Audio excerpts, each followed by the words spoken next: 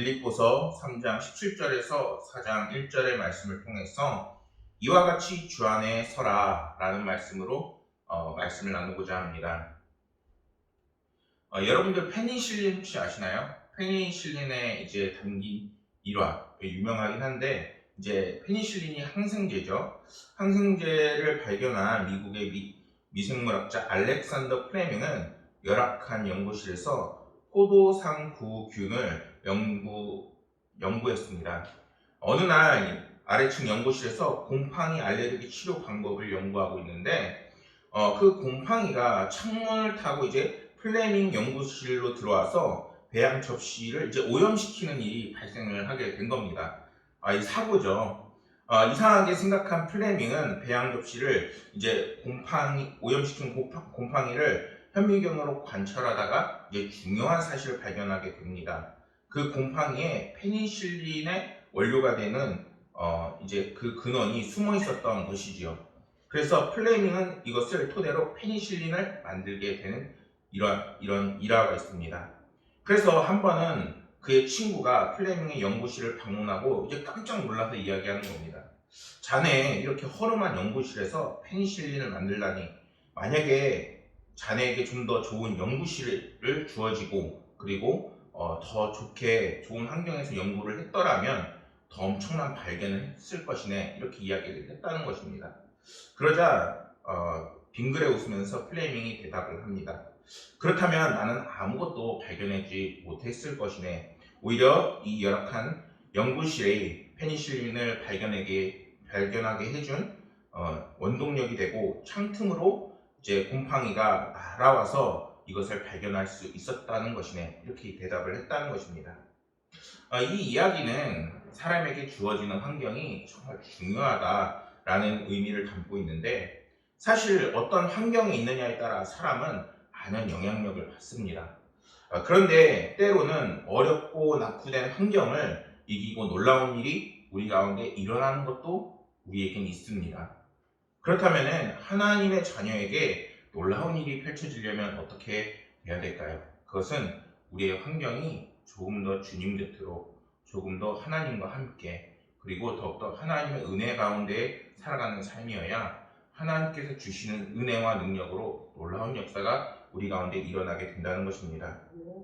오늘 말씀에서 성경은 빌립보서 4장 1절 말씀을 보면은 우리를 향해서 이렇게 이야기하고 있습니다. 이와 같이 주 안에 서라. 사실 저는 이 말씀을 들을 때, 묵상할 때 상상을 하게 돼요. 이게 사실 사도 바울이 빌립보 교인들을 향해서 편지를 하고 있는 것인데, 이때 당시에 사도 바울은 로마 감옥에 있었습니다. 그리고 또 하나는 이 말씀을 전할 때에 주석을 봐도 이렇게 나와요. 사랑을 가득 담아서 이 편지를 썼다. 그러니까 지금 제가 말씀을 전하고 있지만 이 다 전하지 못하는 그 감정이 이 속에 배어 있는 것입니다. 정말 사랑을 가득 담아 이와 같이 주 안에서 서라. 정말 한없는 따뜻함과 사랑을 담아서 예수 그리스도를 바라보고 예수 그리스도 안에서 살아갈 것을 이야기하고 있는 것입니다. 여기서 이와 같이라는 그 표현의 원어로는 후토스라고 발음하는 단어를 썼는데, 이 안에는 빌립보서 4장 1절 이전의 말씀에서 계속 이야기하고 있는 사도 바울이 빌립보 교인을 향해서 내가 너희에게 촉구한 것처럼, 이야기한 것처럼, 그리고 너희가 천국 시민으로서의 그 자녀된 자로서 라는 의미를 담고 있습니다. 그래서 이와 같이 주 안에 서라라고 말씀하고 있는 이 부분에서 서라라는 그 말씀은 무엇이냐? 데살로니가 후서 2장 15절에 이러한 말씀이 있습니다. 그러므로 형제들아 굳건히 서서 말로나 우리 편지로 가르침을 받은 전통을 지키라, 이렇게 말씀합니다. 여기에서 굳건히 서서와 같은 의미를 담고 있는 것이 오늘의 말씀에서 서서라고 표현하고 있는 것입니다. 이러한 말씀은 우리가 그리스도인으로서 잠자고 싶은 유혹에도 불구하고 초소를 지키는 군인처럼, 그리고 우승 경기자가 이제는 그 끈기 있게 최선을 다해 그 경기를 마치기 위해서 끝까지 달려가는 것처럼 우리 그리스도인들이 이제는 예수 그리스도 안에서 주님을 붙잡는 삶을 끝까지 최선을 다해서 가야 한다는 것을 말하고 있는 것입니다. 그러니까 오늘날 코로나 바이러스가 만연하고 또는 이 외에도 다양한 어려움과 힘든 일들이 그리스도인 삶에, 나의 삶에 이렇게 일어날 때에도 정말 사도 바울과 성경이 이야기하고 있는 것은 끝까지 가라. 주님 받고 끝까지 가라. 주님이 너의 힘 되시고 능력 되시고 나와 함께 하실 것이다. 라고 분명하게 얘기하고 있는 것입니다. 그에 대해 사도 바울은 빌립보서 3장 17절 말씀에서 당당하게 우리를 향해서 이렇게 말합니다. 나를 본받으라. 사실 이러한 말씀은 고린도전서 4장 16절과 11장 1절에서도 거듭해서 말하고 있는 부분이기도 합니다. 말씀을 읽어보면은 고린도전서 4장 16절 말씀에서는 그러므로 내가 너희에게 권하노니 너희는 나를 본받는 자가 되라 이렇게 이야기합니다. 또 11장 1절에서도 이렇게 말씀합니다. 내가 그리스도를 본받는 자가 된 것 같이 너희는 나를 본받는 자가 되라. 그러니까 우리가 정말 오늘 말씀을 들으면서도 과연 나는 주님과 함께 하는가? 그리고 주님이 정말 나의 삶을 이끌고 있는가? 정말 사도 바울이 말하고 있는 것처럼 나도 다른 누군가에게 나를 본받아라. 왜? 내가 당당한 것이 아니라 나와 함께 계시는 주님이 당당하신 분이니까 그러한 마음과 결단이 내 가운데 있어야 되는 것입니다. 언뜻 보면 사도 바울이 예수님도 아닌데 너무나도 오만한 것 아닌가 하는 오해를 살 수 있지만 이러한 사도 바울의 말씀은 방금 이야기한 것처럼 우월한 의식을 갖고 이야기하는 것이 아닙니다. 사도 바울은 이러한 자신의 모습에서 율법적이고 자기 의를 따라 실천하는 그러한 삶을 이제는 버리고 이제는 예수 그리스도와 함께 십자가에서 죄에 대해서는 죽고 그리스도 안에서 하나님에 대해서는 산 자신의 모습을 말하고 있는 것입니다. 그리고 주님과 주님을 위한 자신의 헌신을 본받으라 이야기하고 있는 것입니다. 사실 그럴만도 한 게 정말 시편이나 신약을 보면은 사도 바울이 쓴 그 말씀이 정말 많습니다. 사도 바울이 그만큼 전도 여행을 통해서 말씀씀을 통해서 그리고 자신의 인생의 모든 것을 통해서 이제는 예수님을 믿기 이전과 믿고 난 다음에 인생을 다르게 살려고 정말 주님을 사랑했던 그 모습을 우리는 볼 수가 있습니다. 그 모습을 이제는 너희들도 본받으라 이야기하고 있는 것입니다. 그 복음을 전하다가 때로는 감옥에 갇히기도 하고 폭풍을 만나 이제는 배가 자초되기도 하고 매도 맞고 고생도 하고 병도 얻고 너무나도 힘든 상황을 보내고 있습니다. 말로 이루 다할 수 없죠. 그러나 그럼에도 불구하고 그가 하나님을 향하여 주 예수 그리스도의 복음을 전하는 그 열정은 결코 식지 않고 있는 것입니다. 당연히 우리도 사도 바울처럼 나를 본받으라 말할 수 있는 그리스도인의 생활이 되어야 되는 것입니다. 우리는 믿음의 신앙, 믿음의 나무는 눈에 보이지는 않지만 이것은 365일 성장하는 것입니다. 내가 연약할 때도 믿음의 나무는 반드시 자라나고 있고 또 말씀의 나무는 지금도 이미 성경에 기록된 진리의 말씀인 것입니다. 우리가 이 말씀을 놓치고 산다면 결국 우리의 믿음의 나무는 신앙의 나무는 성장을 멈추게 되어지고 아름답게 자랄 수 있는 그 기회를 놓치게 되는 것입니다. 그렇기 때문에 우리 가운데서는 정말 끝까지 주님을 사랑하고 또한 그것을 위해 헌신하고 또한 하나님의 말씀 안에서 살아나가려고 하는 마음과 자세가 우리 가운데 반드시 있어야 함을 우리는 기억해야 되겠습니다. 이제는 성경 말씀과 그리고 우리도 믿음과 신앙의 환경을 더욱더 잘 가꾸고 그리고 아름답게 키워나가 언젠가는 주님을 만났을 때 이제는 주님, 내가 정말 이 믿음의 나무와 그리고 나의 신앙의 이 나무를 정말 잘 키웠습니다. 당당하게 말할 수 있고 또 믿음의 후배들에게는 우리 역시 나를 본받으라 라고 말할 수 있는 자신 있게 나는 그리스도인이라 라고 말할 수 있는 모든 성도님들이 되시기를 소망합니다. 18절 말씀에서 성경은 여러 사람들이 십자가의 원수로 행하였다고 말씀합니다. 근데 이 말씀이 위의 절과 비교하면은 상당히 다르고 또 어떻게 보면은 오늘날의 우리의 모습과도 너무나도 닮아 있습니다. 정말 그리스도인으로 살아가기 위해 애쓰는 사람이 있는 반면에 오히려 주님을 모르고 외면하고 심지어 거부하는 사람들도 오늘날에도 많이 있습니다. 이러한 지적에 십자가의 원수로 행하는 것은 곧 하나님의 진노와 저주 아래 있다는 것을 그 의미를 담고 있는 것입니다.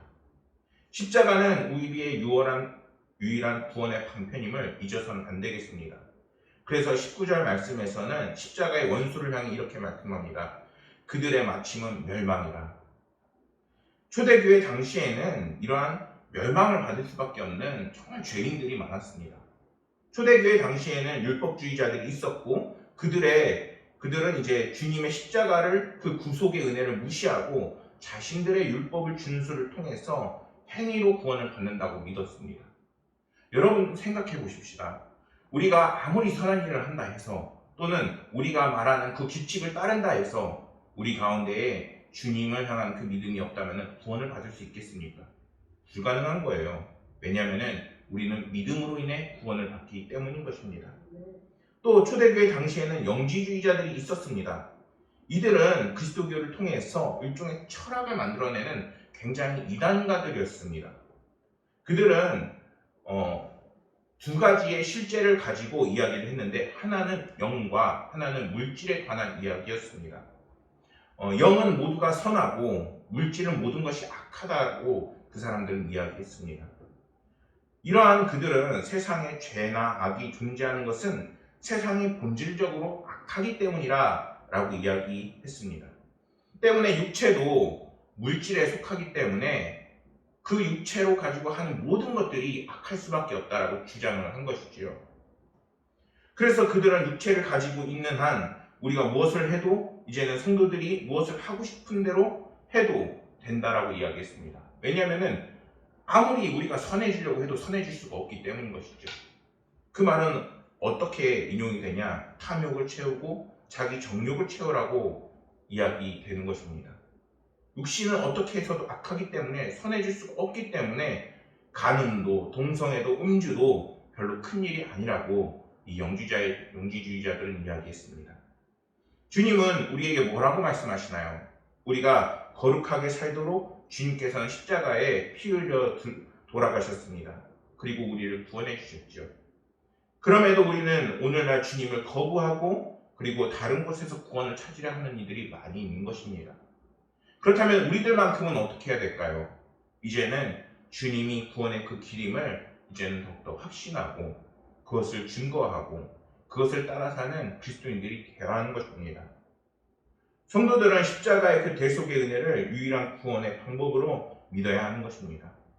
오늘날 코로나 바이러스가 심해지면서 그것들이 많이 흔들리고 있어요. 정말 주님께서 우리를 과연 사랑하시는지, 과연 주님께서 우리의 삶을 인도하시는지, 주님께서는 왜 우리의 기도에 응답하시지 않으시는지 그러한 의심과 그리고 주님을 떠나려고 하는 영혼들이 많이 있습니다. 그러나 우리가 그러한 환경에 흔들리는 것이 아니라 정말 주님께서는 오늘날에도 우리의 대속의 그 구원의 은혜를 이미 베푸셨으며 우리가 그것을 따라 살 때에 우리 가운데 크신 놀라운 은혜와 능력이 반드시 우리를 이끈다는 것을 믿어야 되겠습니다. 미국의 34대 대통령 아이젠하워라는 분이 있습니다. 그는 다른 여러 곳에서 알려진 신실한 그리스도인으로 알려져 있습니다. 그의 유명한 일화가 있는데 1959년에 소련의 공산당 서기장 흐르쇼프라는 사람이 미국을 방문을 하는 일이 있었습니다. 그 기간 중에 주일이 끼어 있었던 것이 문제였습니다. 아이젠하워가 흐르쇼프에게 교회를 가자고 제의를 하는 것입니다. 대사관인데. 그런 상황에서 흐르쇼프는 당연히 거절을 했습니다. 그러자 이제 아이젠하워가 그에게 이렇게 이야기합니다. 1시간 반만 기다려 주십시오. 소련 측에서는 외교 관례상 그러면 어떻게 하느냐 항의도 하고 그는 정색하며 이렇게 대답을 합니다. 아니 선약이 있어서 그런 겁니다. 당신도 귀하지만 가장 귀한 하나님과 만나기로 선약을 했기 때문에 할 수 없는 일이니 양해 부탁해 주십시오라고 아이젠하워가 이제는 그 러시아 대사에게 이렇게 이야기를 한 것입니다. 이 이야기가 하는 것은 무엇일까요? 그것은 예배의 중요성을 이야기하고 있는 것입니다. 예배는 신앙생활의 기본이고 핵심임을 이야기하고 있는 이 예화는 우리가 이제는 예배를 통해서 우리의 신앙 수준을 볼 수 있다라고 얘기하는 것과도 같은 것입니다. 우리가 인생에서 정말 승리하고자 하기 위해서는 이제는 우리의 인생의 책임자 되시고 우리의 삶을 이끄시는 정말 주님을 바라보는 인생이 되어야 되는 것입니다. 다른 것에서 승리하는 게 아니라 정말 주님 안에 있을 때 우리가 승리할 수 있게 됨을 믿어 의심치 않아야 되겠습니다. 20절 말씀에서 성경은 이렇게 말씀합니다. 그러나 우리의 시민권은 하늘에 있는지라 거기로부터 구원하는 자 곧 주 예수 그리스도를 기다리노니. 우리가 다른 곳에서 길을 찾고 다른 곳에서 방법을 찾게 되면은 정말 주님께서 주시는 놀라운 구원의 은혜, 그리고 우리를 승리자로 만드시는 놀라운 그 은혜를 놓치게 되는 것입니다. 십자가의 원수가 된 자들과 달리 하늘의 시민이 되는 사람들은 성경은 이렇게 말씀합니다. 빌립보 당시 교인들은 이 예화를 굉장히 이해하기가 쉬웠습니다. 왜냐하면 빌립보 그 당시에는 이 빌립보가 로마 식민지였기 때문입니다. 로마인은 전략상 군대의 그 중심지가 되는 식민 도시를 이제는 정복을 하게 됩니다. 이 식민 도시들은 몇 개의 중요 도시가 이제는 교차한 도로에서 그 중심지에 세워졌고, 그리고 그 도시 주민들은 대개의 경우 21년간 군대 생활을 하고 그 보상으로 시민권을 받게 됩니다. 무려 21년을 복무하게 되면. 그러한 로마의 그 식민 도시의 이 큰 특징이 어디 있는지, 어디를 가서든 이 시민권을 내밀면은 로마인이고, 또한 그 사람이 지금 로마 시민으로 살아가고 있다는 것을 확인할 수 있게 되는 것입니다. 어디 있든지 로마의 축소판이 그때 당시에 있었기 때문에 로마는 강하고 그리고 결속력이 단단할 수밖에 없었습니다. 그 도시 주민들은 어디로 가든 로마 옷을 입고 라틴어로 말하고 로마의 율법을 따랐습니다. 그리고 로마풍의 도덕을 지켰습니다. 여기서 사도 바울은 빌립보 교인들을 향해서 이렇게 교훈을 하고 있는 것입니다. 로마의 식민 도시가 로마에 속해 있는 것처럼, 결코 그들을 잊지 않는 것처럼 너희들은 천국 시민인 것을 잊지 말라는 것입니다. 그렇기에 성도들은 그 시민권에 합당한 생활을 하지 않으면 안 되는 것입니다. 하나님께서는 우리에게 뭐라고 말씀하시나요? 이제는 예수 그리스도를 믿고 구원을 얻고 이제는 주님께서 말씀하시는 그 말씀을 따라 살아가고 분명하게 말씀하고 계시다는 것입니다. 성도들이 어디 있든지 이제는 예수 그리스도의 제자요 하나님의 백성인 것입니다. 우리는 오늘날 정말 그 모습을 잊어버려서는 안 되는 것입니다. 성경은 우리를 향해서 분명하게 말씀합니다. 마태복음 6장 20절 말씀을 보면은 오직 너희를 위하여 보물을 하늘에 쌓아두라. 거기는 조미나 동록이 해하지 못하며 도둑이 구멍을 뚫지도 못하고 도둑질도 못하느니라. 오늘날 가장 큰 근본적인 문제는 우리들이 어디에 속해 있는지도 모르고 사람의 근본적인 문제인 어디로 와서 어디로 가는지에 대해서 정말 그곳에 우리 인생의 그 중심에 주님이 계시지 않다는 것입니다. 많은 사람들이 그렇게 이야기한다 할지라도 우리가 정말 잊지 말아야 하는 것은 이제는 내가 천국 시민이구나. 이제는 정말 주님의 자녀이구나. 그리고 그것을 따라가는 자녀가 되는 삶을 살아야 되겠구나 하는 그러한 결단과 결심이 우리 가운데 반드시 있어야 한다는 것입니다. 그리고 하늘 시민권은 위의 것을 생각하면서 살아나가는 삶인 것입니다. 골로새서 3장 1절 말씀을 보면은 그러므로 너희가 그리스도와 함께 다시 살리심을 받았으면 위의 것을 찾으라. 거기는 그리스도께서 하나님 우편에 앉아 계시느니라. 이렇게 말씀합니다. 우리가 이제 삶을 살 때에 이제는 뭔가 도덕적이고 윤리적인 것 이런 것을 의미하기도 하지만 이 위의 것을 찾으라는 것은 정말 주님께서 말씀하셨던 하나님을 사랑하고 예수 그리스도를 증거하고 그리고 이제는 그 말씀을 따라 살아나가는 삶을 의미하는 것입니다. 과연 나는 그런 삶을 살고 있는가? 우리는 이제 돌아보아야 하는 것입니다. 사랑하는 성도 여러분, 우리는 누구입니까? 우리는 이제는 천국 시민권을 가진 하나님의 백성인 것입니다. 우리가 이제 이 세상을 사는 것은 잠시 나그네로 사는 것이요 하늘나라의 대사로 사는 것입니다. 우리가 어디 있든지 하늘나라의 백성임을 이제는 피해갈 수 없는 것입니다. 그렇기에 예수님의 제자된 삶의 그 모습으로 하나님의 시민된 자로서 그 모습을 끊임없이 지켜나가고 그리고 이제는 신앙의 삶을 계속해서 살아나가야 되겠습니다. 그럴 때 우리의 믿음의 나무는 결코 멈추지 않습니다. 정체되지 않습니다. 더욱더 아름답게 푸르게 자라나게 되고 그리고 결국에는 열매를 맺게 되어 있는 것입니다. 그리고 이제는 우리의 본이 되신 예수 그리스도의 제자가 되어 주님을 닮아나가는 삶, 신앙을 지키는 삶을 살아야겠습니다. 사순절 기간 우리가 정말 주님의 제자됨을 기억하면서 천국 시민임을 기억하면서 우리의 본이 되신 예수 그리스도를 묵상하고 주님을 닮아나가시는 모든 성도가 되시기를 간절히 소망하겠습니다. 기도하시겠습니다. 아버지 하나님, 오늘은 이와 같이 주 안에 서라 라는 그 말씀처럼 우리가 어떻게 주님 안에서 있어야 하는지를 나누었습니다. 주님이시여, 우리가 더욱더 예수 그리스도를 닮아 나가고 주님이 주신 말씀을 기억하고 또한 주님의 제자 되어 천국 시민이라는 그러한 모습을 잊지 않고 살아나가는 그리스도인들이 되게 주옵소서. 그것들이 눈에 보이지 않고 또한 손에 쥐어지지 않아 우리는 때로는 세상 사람들처럼 살아갈 때가 너무나도 많았습니다. 아버지 하나님, 남은 사순절 기간 더욱더 주님과 함께 주님이 주시는 성령 충만의 그 은사로 나아가는 삶을 살아나가는 모든 성도들이 될 수 있도록 인도하여 주옵소서. 아버지 하나님께서 우리를 인도하시고 함께하시고 지도하실 것을 믿으며 모든 말씀 우리 구주 예수 그리스도 이름으로 기도드렸습니다.